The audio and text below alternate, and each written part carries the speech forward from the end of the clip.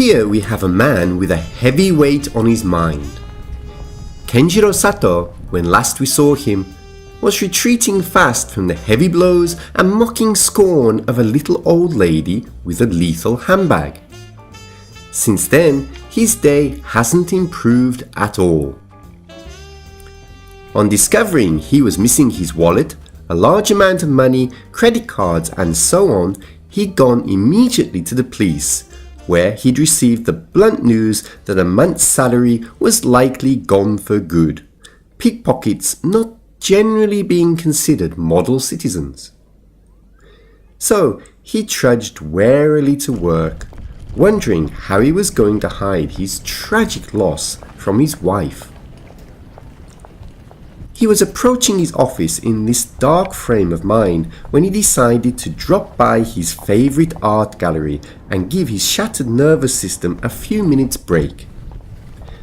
So, art being a comfort to the soul, he walked through the door and was soon browsing the pictures on display, slowly relaxing but pondering that it would be some time before he'd be able to buy any new paintings.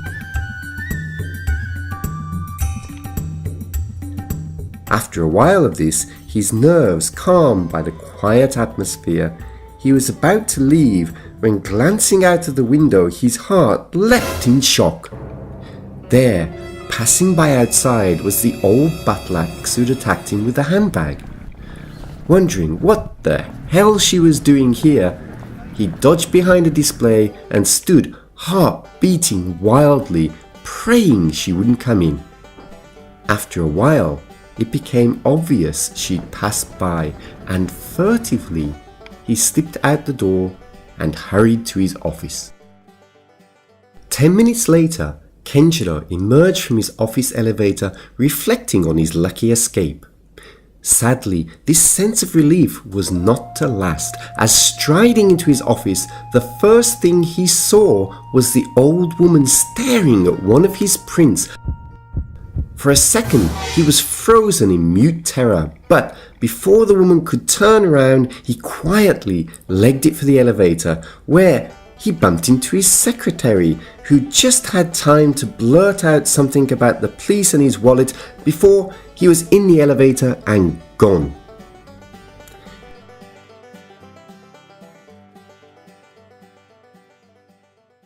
The old woman who had watched this exchange take place smiled.